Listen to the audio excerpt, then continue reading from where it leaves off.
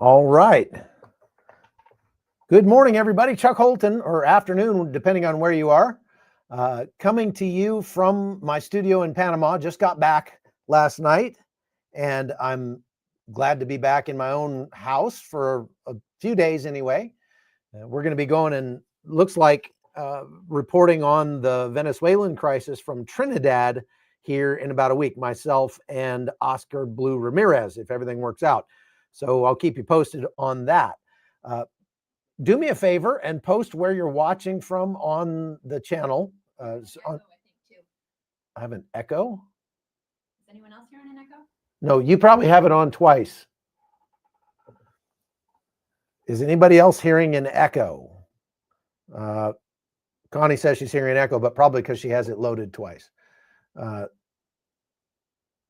No, nobody's complaining about an echo, so it must be Connie.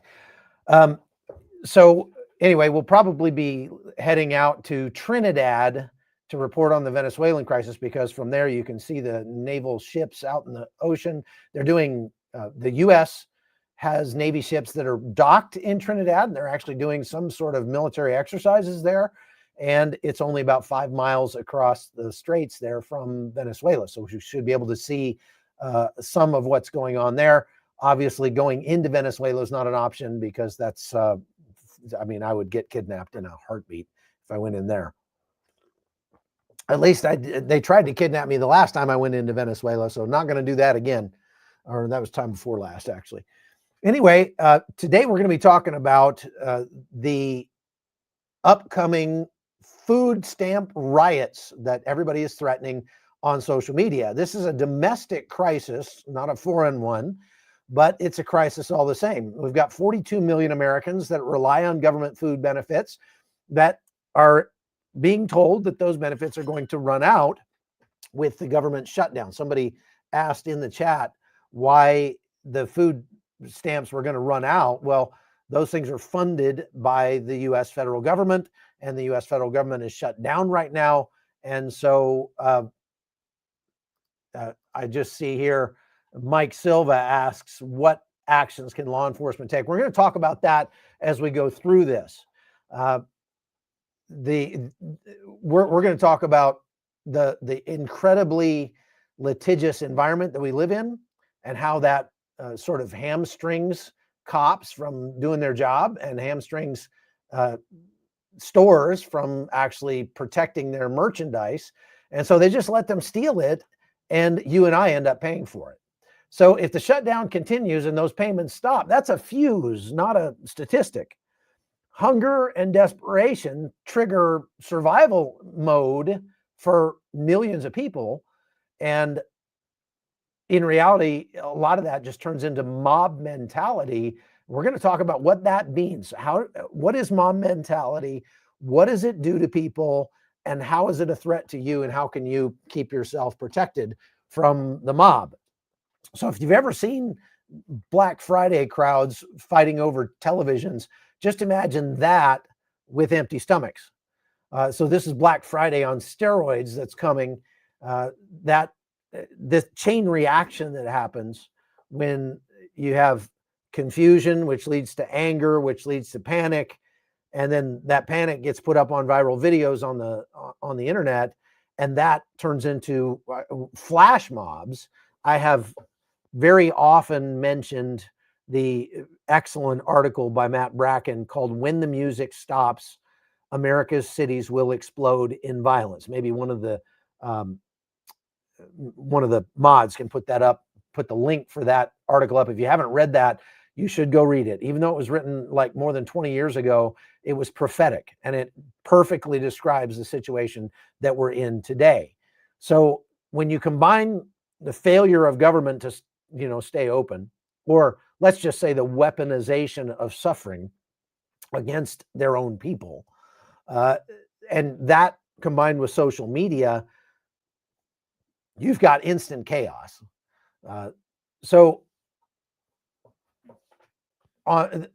What's ironic to me about this, and I just have to shake my head, because I'm going to show you some videos here in a minute, is just everybody's talking about, you can't do this. We have to have our food for Thanksgiving. We have to have our Thanksgiving dinner.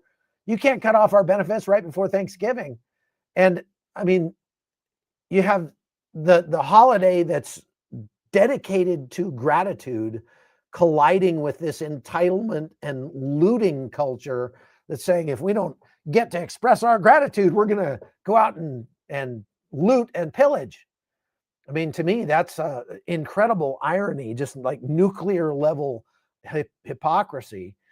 Because if you're grateful, you're not just going to go take somebody else's food. You're not going to go steal things that don't belong to you. Grateful people don't act that way. And bottom line is they're not just going to be taking food for dinner. They're going to be doing their Christmas shopping as well, grabbing TVs and phones and Elmo dolls and whatever else. Because when the mob mentality takes over, people will do things that they would never dream of doing otherwise. And so what we're looking at is the contrast between thankfulness, gratitude, which if they had gratitude, people would say, I realize that the money that I get from the US federal government comes out of the pockets of my fellow citizens. And I am extremely grateful to them for donating a portion of their lives, because that's what they're doing. I work for welfare queens for some amount of time every year, days, weeks, it's a good amount of time. And that should engender gratitude, but because there's a government in between that's this faceless entity that, oh, by the way, can just print money, then they don't need to be grateful at all. They can actually be resentful when the government can't manage to pay them for a few days because of a government shutdown. So when these subsidies vanish, so will restraint. That's all there is to it. All right, folks, before we go any further, look, there's a lot of uncertainty in the world today, and that's only going to ramp up. I mean, a lot of it is by design, and we're going to talk about that some today, but it is absolutely going to cause chaos in the markets. And when it causes chaos in the market, it's going to cause chaos with your 401k and IRA and everything else. So Preserve Gold can help you do something about that. If you we add this to the stage there, if you have a 401k, an IRA, or something like that, you should give Preserve Gold a call, because what they'll do is walk you through how you can move some of your assets into the safe haven of gold. Gold has been a safe haven for millennia. And as a matter of fact, the smart money right now has been getting into gold over the past year. As a matter of fact, gold is up more than 40% this year. So if you had bought one of those gold American Eagles there, today, that quarter size piece of gold that you see on the screen would be worth about $4,000. And Preserve Gold will help you put your money into physical gold and silver, not into paper derivatives or anything like that. And that's very important. Some of these companies are going to put you into gold that doesn't actually exist. It's just kind of digital gold. And you don't want that. You want the physical gold and silver. Even in your IRA, there's a way to do it, and they can explain all that to you. Plus, if you qualify, if you move over some of your retirement savings, you could qualify for up to $15,000 in free gold from Preserve Gold. So you definitely want to call them right now. Just text the word Chuck to 50505, and they will, you see it up on the screen there, give you a free wealth protection guide, or you can go to preservegold.com/Chuck Holton. That's Chuck-Holton, I believe. And that's like it says there on the screen, and find out more. But you definitely want to call them. That's the best way to do it. And I highly recommend that. And we appreciate Preserve Gold a lot for their continued support of the podcast. So thank you to Preserve Gold. Now, like I said, when subsidies vanish, so does restraint.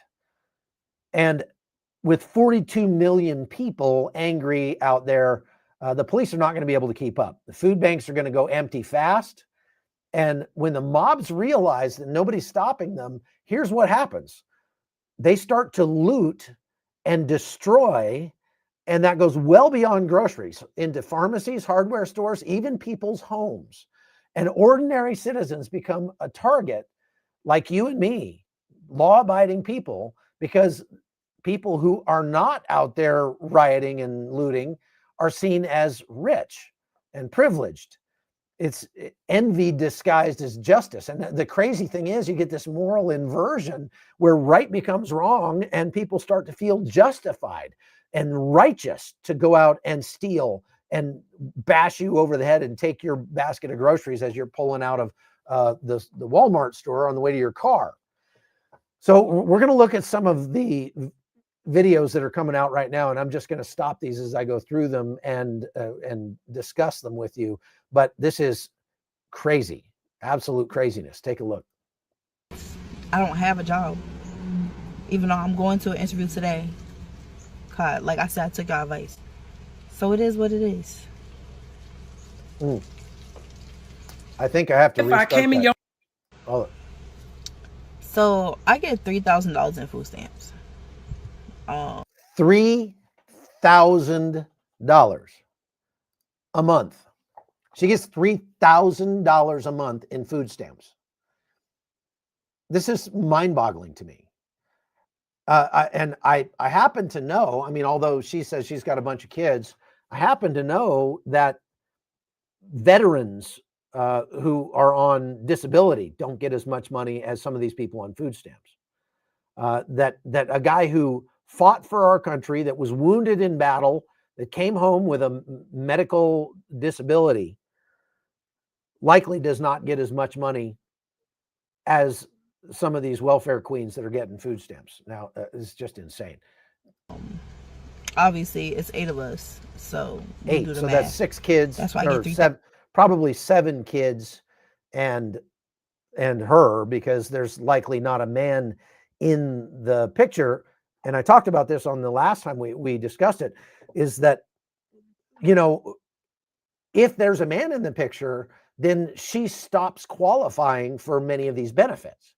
And so we actually incentivize her not to have a man in her life, or not to at least claim that there's one living in her house, for them not to marry like they should, but to just cohabitate, and or, you know, whatever, go from one baby daddy to another. I would virtually guarantee you that not all 6 of those children of hers, or 7 of her kids, are from the same man. Housing. I have no income, so obviously I'm gonna get the full benefit. No income. Does that make you mad too? Does it make you mad that the government is helping me feed my children? Yeah, it does make me mad. It doesn't make me mad at her per se, because, you know, when you feed the ducks, you get more ducks. I mean, if the government is handing out bennies, you can't blame the people who line up to get them. But it makes me mad at our government, because our government is just so dedicated to creating this class division and to wielding the power that comes with the purse, that they've taken the ability to provide for people in need away from the churches, away from the individuals, and they've taken it upon themselves, not because they can do a better job at it, because they can't. Every dollar in taxes that the government collects, about 40 cents of it just goes away in friction, that monetary friction that happens with overhead. A charity, by contrast, they typically have overhead in the 1 to 6% range. Actually, a charity that has a 6% overhead is just terribly poorly managed. The charities that we give to regularly have overhead that's less than 1%, like 0.7%, something like that. So yeah, I'm mad that the government took that ability away from us, in some sense, as something that we need to take back. They only took it because we allowed them to. And now what they're doing is they're creating this dependent class that props up the economy, that props up the government in many ways, and buys votes from people. Does that make you want to punch me in my face? Does No. that make you angry? Does that make you shiver in your boots? No. Yeah. Be mad. Stay mad. Yeah, see, she doesn't care. How's I'm gonna feed my kids? I don't have a job. Even though I'm going to an interview today. Maybe if she had a God, job, like she I wouldn't said, have so I took many God kids. So it is I what think it it's is. not the kids that are the problem. The kids are not the problem here. The fact that she's got 6 kids is fine with me. I have no problem with that. Now, obviously, if you can't feed your children, you shouldn't keep having children. And if you're not willing to be the kind of mother that takes care of her children, that's willing to work hard, that's willing to do whatever it takes, get out there and take 3 jobs, whatever. I mean, I know a lot of single moms like that they work themselves to the bone. But this woman, she doesn't need to, because she can just sit back, get morbidly obese on the taxpayer dime, and she's, as far as she believes, she is completely entitled to that. If I came in your house with all my bags, picking out. Okay, let me just say something. I mean, look, I've always thought that tattoos, I mean, I don't have anything against tattoos necessarily, but I always have felt like tattoos were a sign of insecurity, that if I can't be satisfied with the body that God gave me and I want to draw pictures all over it, permanent pictures all over it, especially on my face, to me, that there's something that's unhealthy about that. But I mean, this lady's got tattoos all over her face. I don't know what happened in her life to make her think that, you know what I need to do? I need to put permanent marks all over my face. Typically, that's a sign of slavery in many parts of the world. I've seen women in Syria and Kurdistan that were taken as sex slaves by Arab Muslims, and they were tattooed with marks of identification. We run into that when I do reporting on sex trafficking in the United States, that if somebody's being trafficked, a woman usually is forced to get a tattoo that marks her as belonging to her pimp.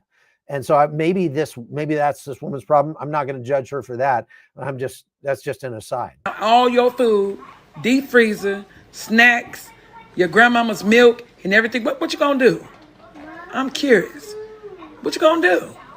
If I was to walk in your house and go grocery shopping in your bro is way. Okay, so I'm not sure what the point is she's making there, because we're certainly not going into her house and taking food away. If anything, she's coming into my house and taking food away, because she's going to be stealing food from Walmart if the if the EBT benefits are shut off. So her logic is completely upside down and backwards there. But okay, so let's move on. Sitting in the dispensary parking lot, asking people if they have any spare roaches. I don't think y'all understand. The crash out levels is about to go through the roof. No food stamps equals no to less weed money. Like, y'all about to have people out here hangry and sober. That's a diabolical combination. Because the food money got to come out of some budget, and that's the first one it usually comes from. All I'm saying is just be nicer to people in these coming days, because that blunt and those snacks may have been the only thing stopping your coworker from putting you first in line for a meet and greet with God Almighty. Yeah, so what this guy's talking about is the fungibility of money. Look, money is fungible in that if somebody doesn't have, let's say they only have a small pot of money, and so they don't have enough to pay their bills and go buy weed.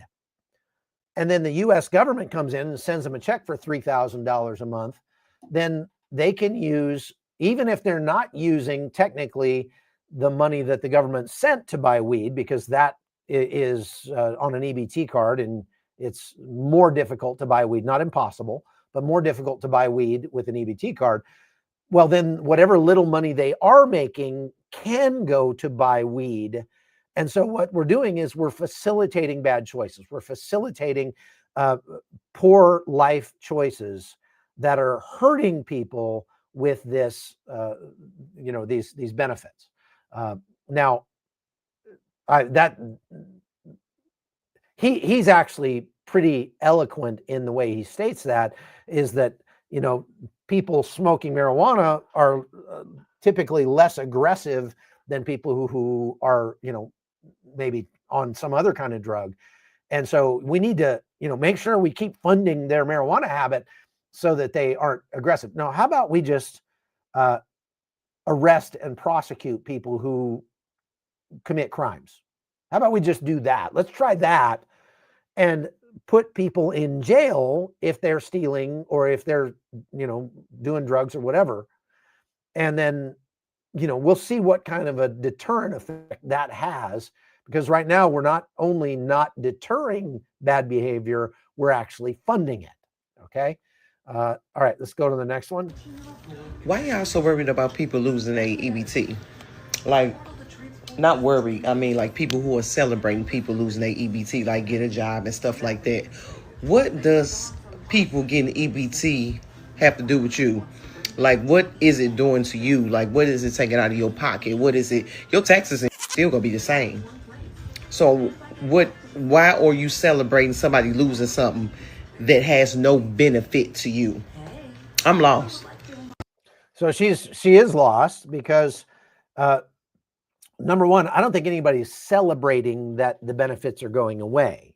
What I'm trying to do here today is to warn you to prepare yourselves, because these people are saying that they are going to go out and start looting in mass, industrial scale looting, starting November 1st. Now, there are some places that are calling for specific times and places. We're all going to show up at Walmart at 6 p.m. on the 3rd of November, stuff like that. But the bottom line is I'm trying to warn people, and we're certainly not celebrating that this is happening. But I think that it is having some positive benefits, and that is that it's showing people just how pervasive this attitude is. And it's hopefully going to make politicians feel the heat to start scaling back these kinds of benefits and making them much less comfortable in their poverty, so that they will do something about getting out of poverty and not just stay in it for generations. When it comes to staying in it for generations, look at this woman. She's got her whole family there at Walmart, and they're already loading up and getting ready to steal. Yeah, I told y'all, with or without EBT, me and mine gonna eat. Clock it. See, her kids are Of course her kids are joining. Oh, cuz now. We gonna eat. How you guys? Yeah, so we gonna eat. We so I guess she's planning on, stealing that. And so the argument that, well, why are you upset about this? This doesn't affect you. Actually, it does affect me, because when you steal from Walmart, Walmart has to raise prices to cover that theft. And look, this is a massive, massive problem. There is approximately, from what I can tell, looking at the numbers, Walmart loses about $16 billion a year in theft. Now, Walmart's a massive corporation, one of the most profitable companies in America. But even still, that is a massive amount of money. And what that equates to is about 2%, not quite 2% of the total sales that Walmart has. And that 2% is a tremendous amount of money. It's hard to break it down as far as what it would cost you, but just back of the napkin math, doing the best I could, it came up with probably about $100 a year from every man, woman, and child in America. And the difficulty with that is that if 42 million people are the ones that are stealing, I mean, it's not 42 million. I don't know how many it is. And that's where this kind of breaks down. But bottom line is, all of us have to pay more money for the things that we buy. And think of how many transactions you make in a year. not just at Walmart, but just total. How many transactions do you make? Is it in the thousands? It certainly is for me. I know we make thousands of transactions a year. And so if theft and loss from other ways, I mean, there are mix-ups and stuff that goes bad or gets damaged and things like that are added into that. All of that is put under the heading of shrinkage in the parlance of the Walmarts or the big box stores. They call that shrinkage, whether it's theft or loss from another reason. But if I'm paying 2% more for every transaction that I make, I'm paying a lot more. I mean, that adds up.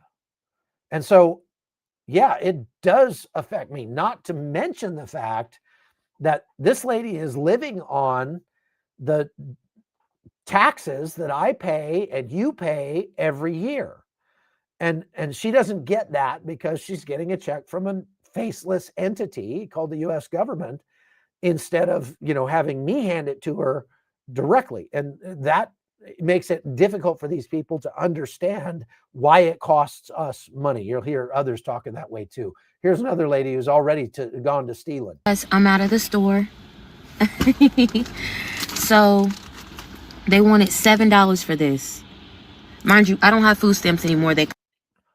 Somebody said, will they receive back pay when the government starts up again? Yeah, most likely they will. Cut me off. So I only had $22 left in food stamps. So this is what I stole. Okay, they wanted $9 for this.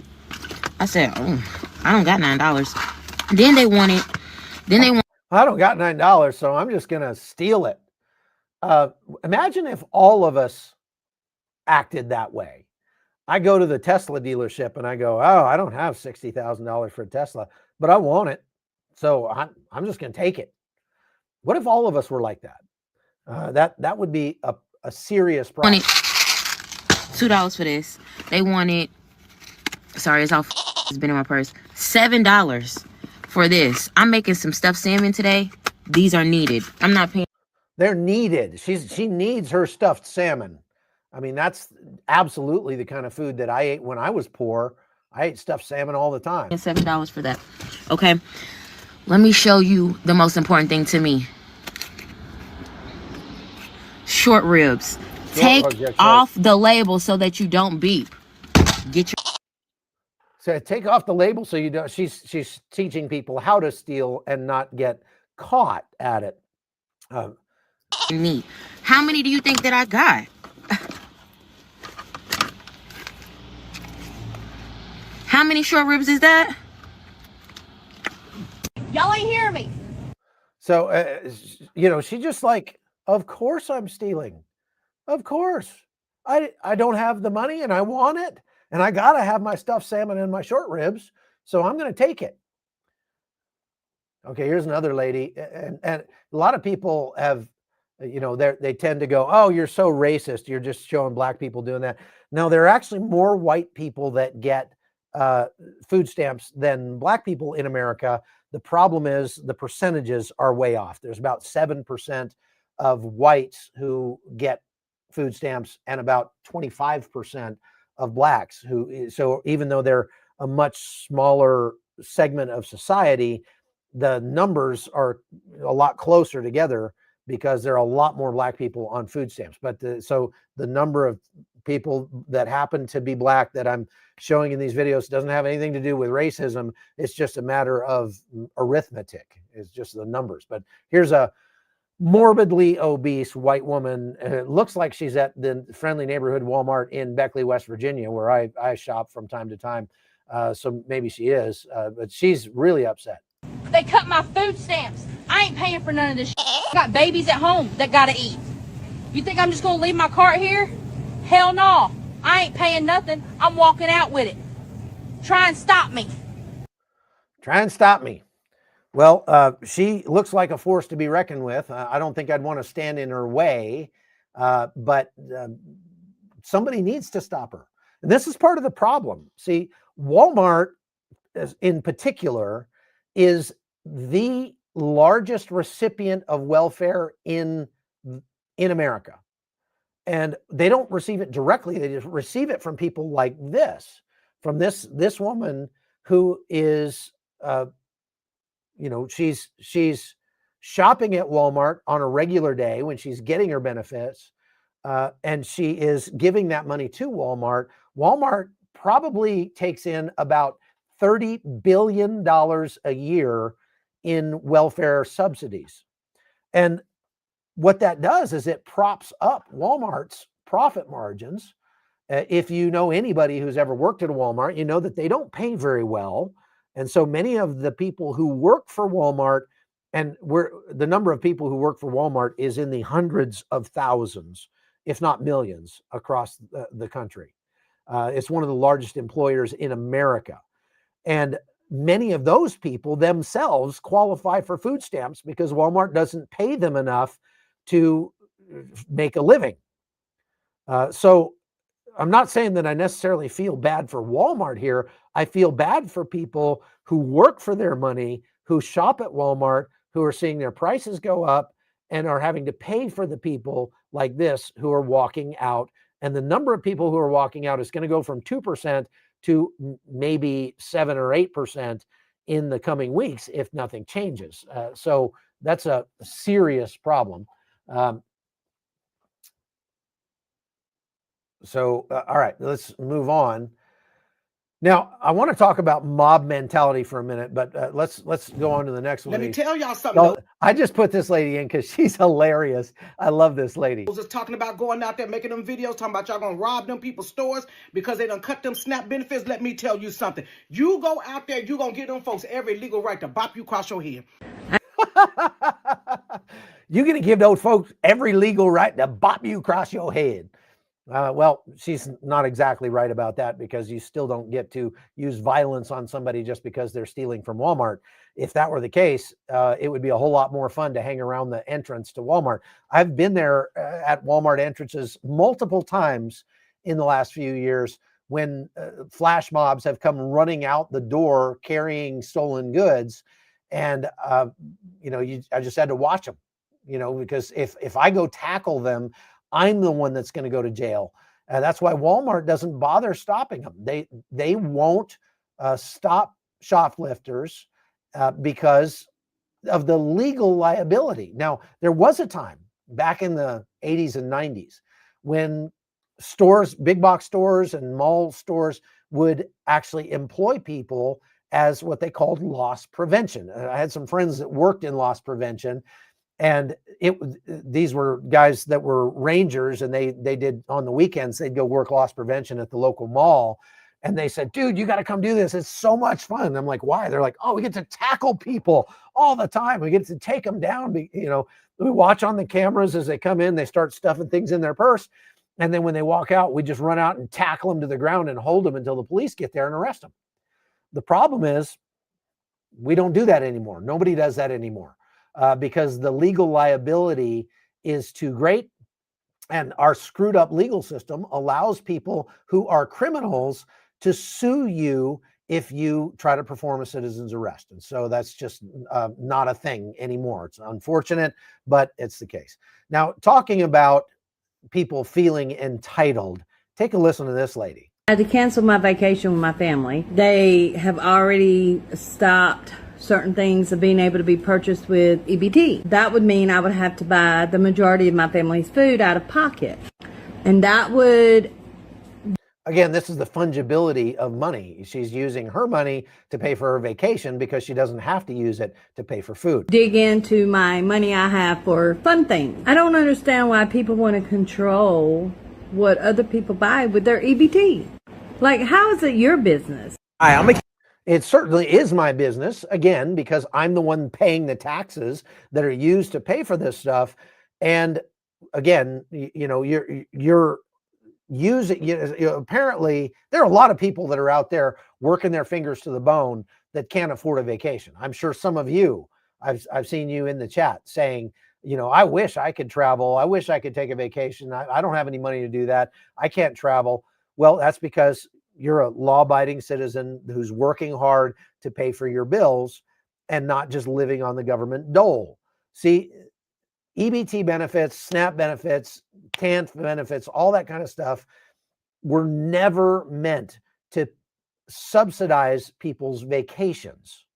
They were never meant to allow them to pay for things like luxuries. They were meant to keep people from starving to death. Well, that woman is definitely not starving to death. She's a good couple 100 pounds overweight. And so it just shows just how unhealthy our system is. And it needs to be overhauled. And I think that one of the positive things that's coming out of this government shutdown is that people are starting to see that with their own eyes. This system is broken. Take a listen to how broken it actually is. Keep it a buck with y'all. Like, the real reason why a lot of people are upset about this whole food stamps, SNAP benefit thing, bro, is because they're selling their food stamps, bro. They're selling them. I'm telling you, they are selling their food stamps, bro. You know how many people in New York and other states right now are going to the corner store, the deli, and they're selling their food stamps, bro? They're selling, that's why they're getting like $4,000, $3,000 in food stamps, and they're selling it for cash. They'll get $4,000 in food stamps, and they'll just take like $1,000 in cash. Like, bro, like, that's happening like everywhere. That's why they're mad. That is exactly why they're mad right now. So we've known this has been going on for a long time. These guys are taking those food stamps, even though they're only good to buy food with, they're selling them to other people, and then they can use the money to go get their hair did, go get their nails did, go get their eyelashes did, or who knows what. Go buy drugs, go do whatever they want with it. And it's pennies on the dollar.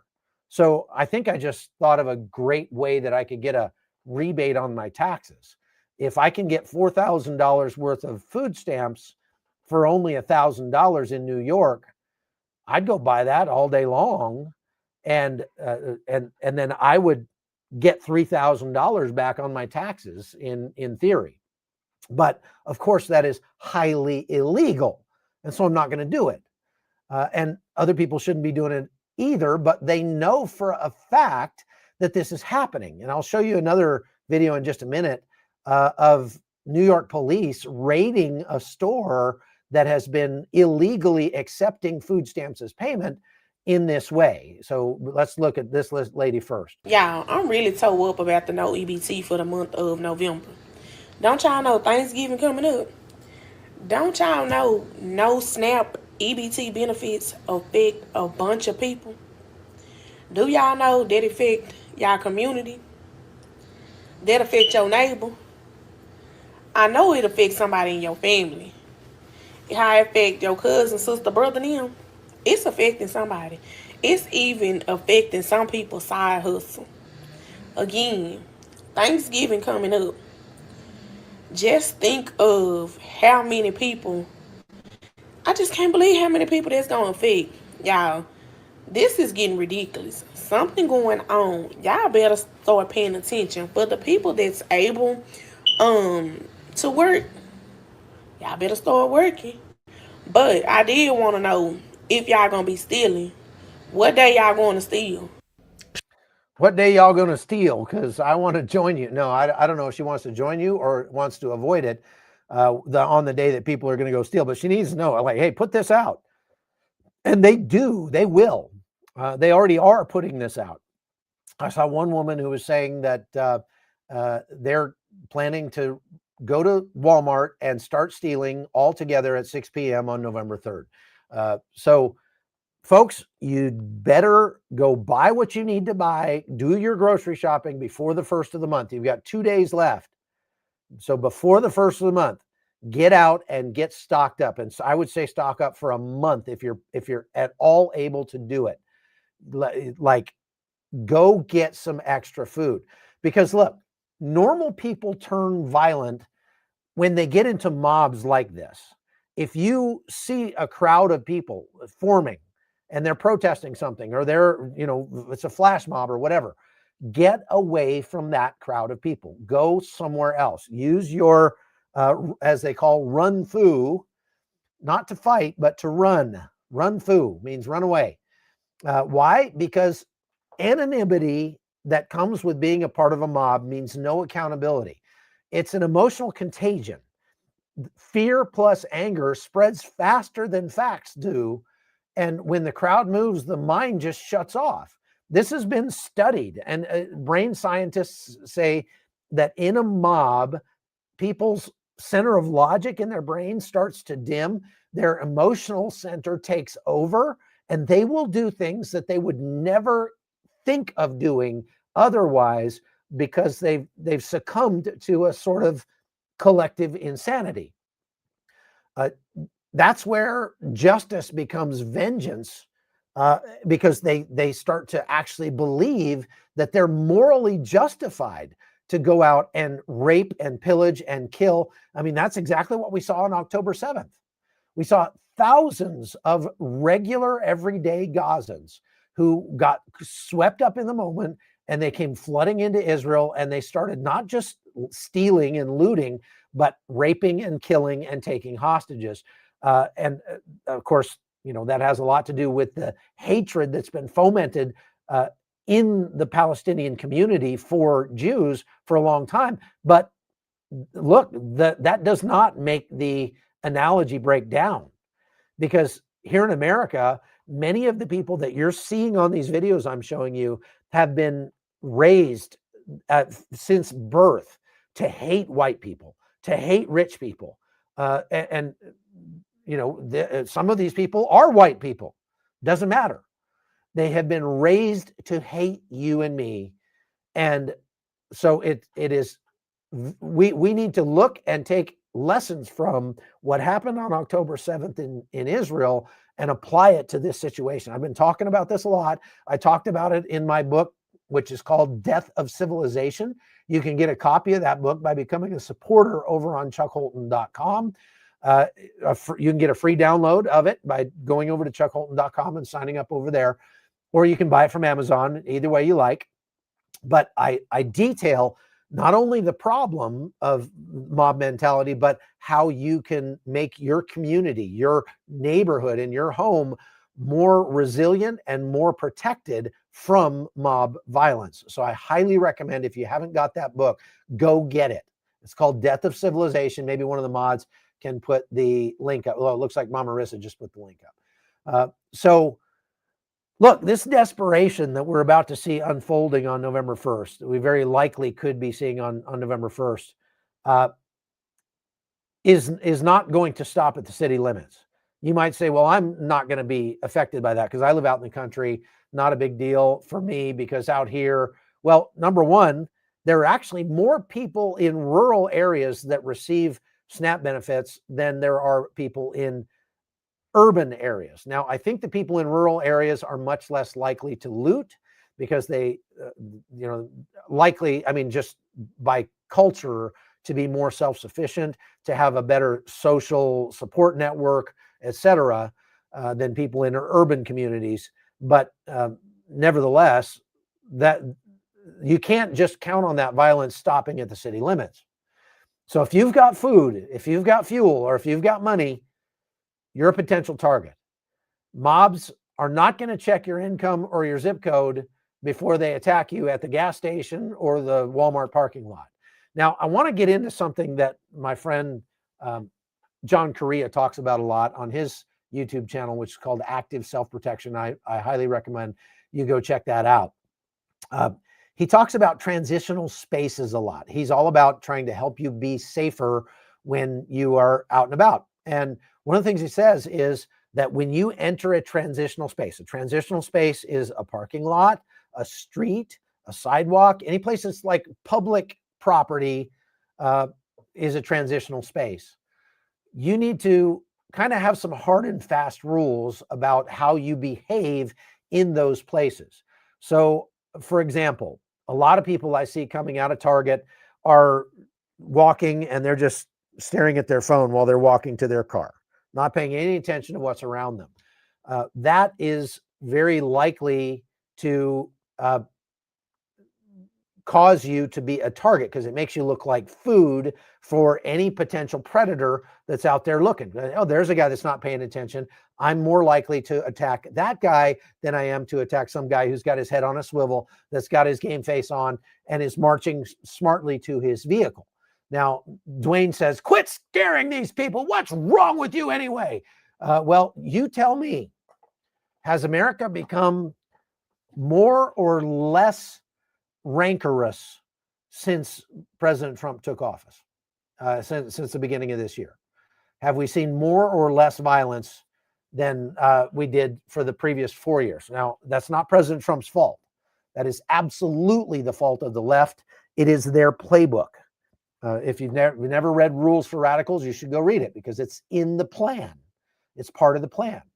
And I warned you in Death of Civilization that if Trump won the election, we would see an uptick in violence, in looting, in protesting, in rioting, and things like that. And we are seeing that now. Why? It was easy to tell because we could see the playbook being played out in the first Trump administration. Don't you remember the Black Lives Matter riots of 2020? And they started in 2019. Those things caused more than $2 billion of damage, and at least 19 people were killed in those riots. We haven't seen a lot of people being killed in riots yet, but it's coming. And believe me, the left is planning to increase the pressure on the government. That's one of the reasons why the Democrats are allowing the government to stay shut down. They're saying it's because we have to stand up for trans people and illegal immigrants and give them health care. No, that's not why. They don't care about trans people. They don't care about illegal immigrants personally. What they care about is hurting the Republicans. And since the Republicans are in power, the Democrats are doing everything they can to weaponize the government against the Republicans, and in kind of by extension against you and me. So I'm not being, overly dramatic here. It is more likely that in the coming weeks, you will be at risk of being violently attacked or robbed than you are right now. I mean, that just objectively, the risks are going up. So I'm not telling you need to be afraid. I'm telling you need to be prepared. It's time for men to stand up and to arm up and to train up and to make the world a safer place around them. And this is if this won't motivate you to do that, then nothing will. So you're going to want to stay informed. I mean, imagine if I wasn't putting this out and you're watching me on a regular basis and I didn't say anything about this, and then you go to Walmart on the 1st thinking everything's going to be normal, and you find yourself in the middle of a massive brawl because a bunch of people are stealing, or you're rolling your cart full of goods out to your car and somebody comes by and steals that cart from you, beats you over the head and takes it away. You did not have good enough information. So I'm trying to give you the information you need to be prepared and be safe in the coming weeks. You need to also build relationships with your neighbors, share contacts, share information. Does your neighborhood, I'm curious, put in the chat if the neighborhood where you live has a neighborhood watch program or a neighborhood emergency WhatsApp group or Signal group or something like that, Facebook group, where, hey, everything from a lost dog to a lost kid to, sketchy looking guy that's walking around the neighborhood looking in car windows at 3 o'clock in the morning. Is there a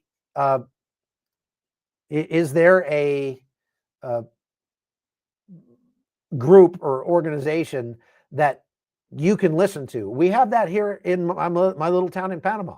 We have a security conversation where if there's a security problem or somebody has an issue, is having a heart attack or whatever, they can post on there and everybody in town gets the message and somebody can come help them. If you don't have that in your neighborhood, start it. Start a WhatsApp group and put it out to people in your neighborhood. Hey, join my WhatsApp group. We're not going to spam you, but if there's a problem, people or a lost dog or a house on fire, whatever, you can get alerted, and that'll make everybody safer. Obviously, you want to make sure that you lock your doors. Like when you go out, leave the Walmart, and a lot of people I see, they go out, they get in their car, they load up their groceries, and they leave their trunk open while they walk 50 yards away to go return the cart, which is very important and very, responsible of you to do. But maybe don't leave your car open when you do that. Close the hood, lock the car. Close the trunk and lock the car before you go return your cart. When you go get in your car, a lot of people will sit there and they'll text on their phone, they'll whatever, and they're sitting there with their door unlocked. Somebody could come up and yank your door open and carjack you. And so you want to either make it a habit to get in your car and leave, and then when you get out on the road, maybe pull over and do whatever you need to do on your phone. Or if you're going to be sitting in the parking lot for a while, lock your doors. Okay. Keep your vehicle fueled up. That's another thing. It won't just be Walmarts and other big block stores that are going to be affected by this. It's going to be gas stations, and a lot of people. Again, that fungibility of money means that the money they get from the government goes to buy their food, and then their money goes to buy their gas. Now they're not going to have the money to buy their food, and obviously food's more important than gas, so they could be just as likely to try to steal your gas or rob you as you're at the gas pump than they could otherwise. Now, I want to put this video back up and keep going because I got a lot more videos to show you. Laughing because I'm on welfare. I just want to show you something real quick. This is my upcoming pending deposit for SNAP. Look at that. Over $4,000 a month. $4,000. How many of you could afford to give $4,000 a month away to somebody? I mean, the fact that it's our government and that we can just print the money, that doesn't mean it's never going to have to be paid back. BT for November. If you are laughing at me right now because you think that I'm going to suffer come November, you better think again. I know how to work the system into my favor. I know how to get what I want. I have multiple sources of income. Okay, she has multiple sources of income. Then why is she getting $4,000 a month from the government? Because she's gaming the system. That's what she's telling you here. She's gaming the system. And that's where a lot of you go wrong. You rely on one source of income. Good. But if you have multiple, if something like this were to happen where EBT gets shut down, you still have your other sources of income. But regardless, I'm still going to get my EBT money for November. I don't know about the rest of y'all, but I'm going to get mine. I'm not sure how she means she's going to get that. If they shut that off, how's she going to get that? And that's that. Okay, so this is the bust where they're busting a convenience store in New York for illegally taking EBT cards. Yo? Yeah. Okay, you do your job. So somebody puts an EBT card in there. What do you close your eyes? You don't look? I don't know. Well, what do you know? So the reason we're here is for your food stamps. You don't have a license to take food stamps here. That white machine on the counter, it's a white valor point of sale machine. You're gonna tell me it don't do EBT? You're sure? Why don't you got your phone, call the owner. Tell him to come on down, we're gonna have a little chat.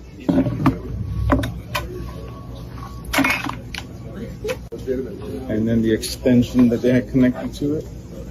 We'll look at it and see. So, I mean, this is criminal activity. There's no two ways about it. What they're showing you is that these people come up with a way around the system that's supposed to keep this from happening, and they illegally take people's EBT and probably are buying it, like I said, paying $1,000 for $4,000 worth of $1,000 in cash for $4,000 worth of EBT. A small store could generate $1 million in illegal transactions in a year without difficulty at all. So this is becoming very popular. Yes, unfortunately it is. So he said a small store could make more than $1 million a year in these, EBT scams. So obviously we have got to do something about this problem. We've got to put pressure on our elected representatives to overhaul the welfare system and maybe go back to, where you used to get government cheese, blocks of cheese. They didn't give you money. They gave you actual food. Now, people used to take that food and go sell it and use it to make money as well. So it's not a perfect solution, but at least it's going to make it more difficult for them to go out and buy Little Debbie's cakes. And so, I mean, some of the things that you see in the carts of people that are shopping with EBT cards is absolutely disgusting. It's not actually food. It's just junk, just snacks. And that's one of the reasons why so many of these women are hundreds of pounds overweight, because they're not buying healthy food with the money that they're getting from EBT. So we need to do something about that in this country. How long have you been? Okay, now this is the lady I really wanted to show you. I told you people have been trained since they were young to hate white people. Take a listen. This lady actually talks about eating you. Cannibalism. White man. Black Americans do not care about your government shutdown, and Black Americans do not care about you taking away our EBT and our government assistance, because Black Americans never depended on the American government to take care of us and feed us, because we never could. We were never able to depend on the government, in spite of what you may say and what you may try to force us to believe. So you can sit back and you can mock, you can laugh, and you can think that you're about to starve us to death. But I'm here to let you know that we are going to eat regardless, even if we have to hunt you animals down and roast and eat you. The delectable crackers and cheese. We will make it happen if we have to. Trust and believe me. And if it takes this government shutdown for Black people to finally come from under the government and understand that we don't need to be paying our taxes into this government. Wait. Paying our taxes? Probably the only taxes that this woman is paying is the lottery tickets that she's buying, which is a tax on people that are bad at math. But nevertheless, it's a little disconcerting to hear people talk like this. She's talking about literal violence against white people. We're going to hunt you down and roast you up, and we're going to have crackers and cheese for dinner. She's talking about eating you. Now, is that being hyperbolic? Yes, it is. And am I worried that she's going to try to come find me and eat me? No, I carry a Glock with me pretty much everywhere I go. And so that's definitely not going to affect me and my family. But what she is threatening is violence. And you can just hear the hatred for white people dripping off of her. And I think, like, I'm a nice person. Like, why does she hate me? Just because of my skin color? I mean, how could you not call that racist? That's incredible racism right there. But many Black people believe that it's impossible for a Black person to be racist because they're Black, which in and of itself is racist. But these people have no sense of irony. What we really need to be doing is taking care of one another, buying land and growing our own food and building our own nation. If this government shutdown and starvation is what it's going to take, then let the party begin. It's Black power, baby, and we rise. Okay, so she's talking about Wakanda. They're gonna buy land and start growing their own food and create their own nation. I say more power to you. If you want to start your own nation, I think you should be able to do that. And I do believe that as time goes on in America, that we will see we will see a balkanization of our country into, as people move around. We're already seeing a great exodus of conservatives from places like California and New York, and they're moving to places like Texas and Florida. We're seeing a whole lot of people move out of the Pacific Northwest and move to the more central parts of Idaho and Eastern Washington and Oregon, what they call the Great Redoubt. And so all of that is America balkanizing.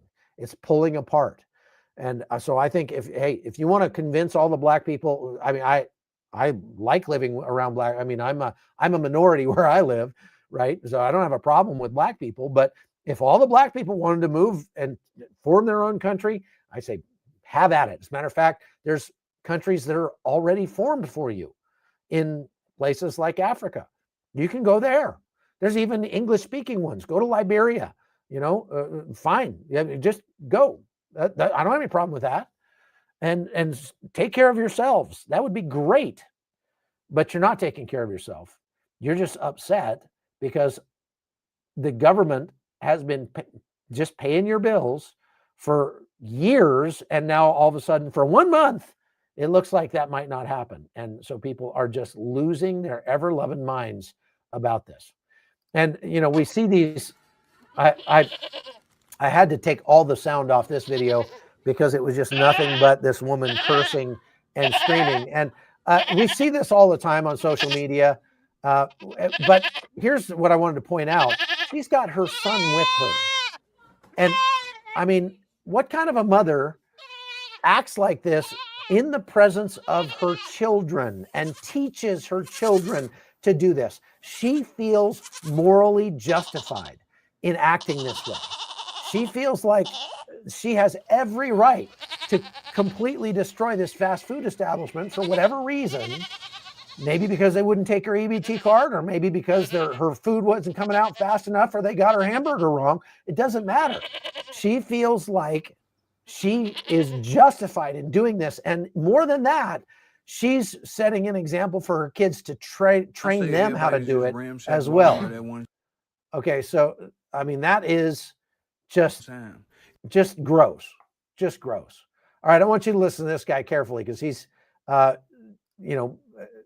saying, okay, we're gonna all get together and we're gonna do this together. And if we do it right, nobody's gonna get arrested. Let's see what. Okay. Go. Where? They close at 11 o'clock. They're not 24 hours no more. If we all go at 10:30, 30 minutes before close, they'll be winding down, be ready to get off. They ain't gonna want to chase after no, especially if it's some food. I'm telling y'all, if we ramshack that all at one time, everybody ain't gonna get caught. Some of y'all may, but it won't be me. With my and just how I'm gonna get away with my ham, my turkey, and my baked macaroni, and my greens. I'm telling y'all, we can do it. We will not go hungry. Now, they was barricading the motherfucking doors with looting in 2020. I don't think they gonna do that. For this, this is a good cause. People need to eat. You see that? He's morally justifying criminal activity, saying this is a just cause. Well, look, there is a difference between stealing a television and stealing a loaf of bread to feed your family. Yes, there is a difference in that. The Bible even talks about there being a difference in that, but it does not excuse either one. They are both stealing. They are both wrong. And here's what these people don't understand. When you live with integrity and you follow God's law, and the 10 Commandments very clearly say, do not steal. When you follow that, then you can count on the fact that you will be living under God's blessing. But if you say, oh, I'm desperate, I'm hungry, I gotta have something. So you go out and you commit a crime to get what you need. Well, what you've just traded was a loaf of bread for God's blessing. You no longer live under God's blessing. And so you will have a worse time. You will be more cursed because you gave up voluntarily God's blessing in your life. And I was taught that from a young age. And it's one of the reasons why even when we were extremely broke, I've been very, very broke at times. We got our power cut off a couple of times. And we had 5 kids, and Connie was, she said she had 2 hot dogs and 1 box of macaroni to feed our 5 children. And she was just in tears and praying as she was cutting the hot dogs up as thinly as possible to try to make them stretch. I was praying to God to do like the loaves and the fishes and to cause this to be enough to feed our children. And it was. And what I found was that I can look back at specific instances in my life where God provided miraculously for me because we continued to live under his blessing. And that those hard times that were come, that was not God abandoning us. That was God allowing us to get to know him better. Because when we trusted God, God came through. And I've lived my entire life that way. When you trust God to provide for you, God will provide for your needs. The Bible says, it's very clear. It says, I tell you, don't be anxious about your life, what you will eat or what you will drink, or about your body, what you'll put on. Is not life more than food and the body more than clothing? Consider the birds of the air. They don't sow or reap or gather into barns, and yet your heavenly Father feeds them. Is your life not of much more value than the birds? And why are you worried about clothing? Consider the lilies of the field. They don't toil or spin, yet I tell you, Solomon in all his glory was not arrayed like one of these. If God so clothes the grass of the field, which today is alive and tomorrow is thrown into the oven, will he not much more clothe you, O you of little faith? So don't be anxious saying, what will we eat, or what will we drink, or what will we wear? All the Gentiles seek these things. And your heavenly Father knows that you need them all. Seek his kingdom first and his righteousness. All these things will be added to you. Don't be anxious about tomorrow. Tomorrow's going to be anxious for itself. Every day's got enough trouble of its own. Folks, take those words to heart. Don't be anxious.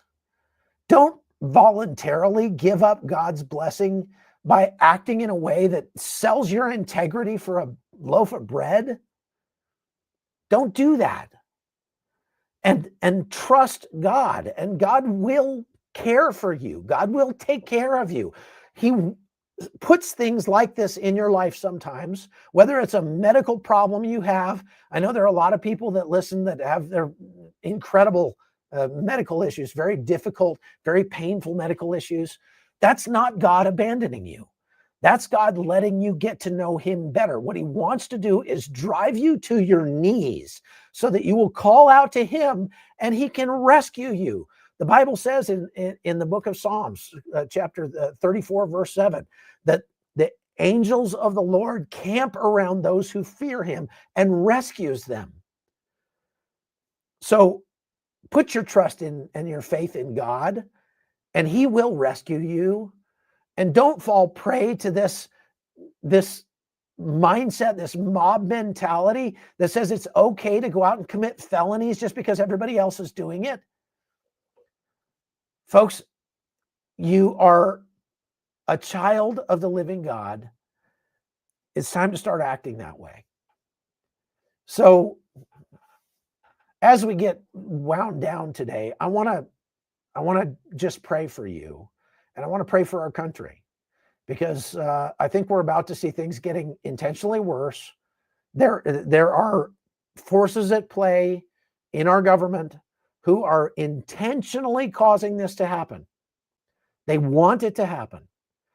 And so we need to pray that maybe not that God will immediately take all this away, but that we will have more faith as we navigate through this. So if you're the praying kind, we got almost 5,000 people online. Do me a favor, pray with me. Just a short prayer right now for America. Lord, I pray to you right now. I come to you and I ask you to put your hand on America. I pray that these people who are used to relying on the government would learn to rely on you instead, because you're a much better provider than the U.S. government is. And Father, I pray that you would thwart the plans of evil men who are taking advantage of this to weaponize the hunger and suffering against the American people. I pray that you would thwart the plans of evil men who are planning to go out and steal and pillage and even kill and use this as an excuse. I pray that you would lift the veil from people's eyes so that they won't fall prey to the demonic influence of the mob that will cause them to do things that they would never even think of doing otherwise. Let them see clearly what's right and what's wrong, and give us faith, Lord, as we go through this. In Jesus' name, amen. Okay, I thank you very much for watching.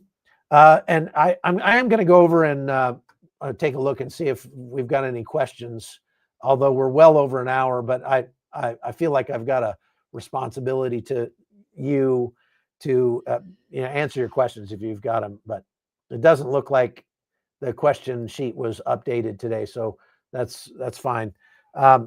Thank you very much for watching. Here's a question real quick. Should I still be worried about the rioting and store closures if I'm in a more rural area?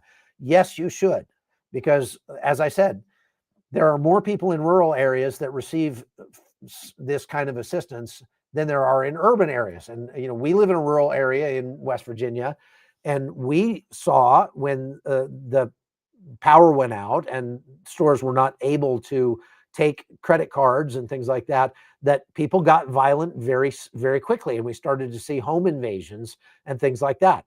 So definitely you want to make sure that you're stocked up before the 1st. Go out and do your shopping now. Get the food that you need now, or use delivery in order to get your food.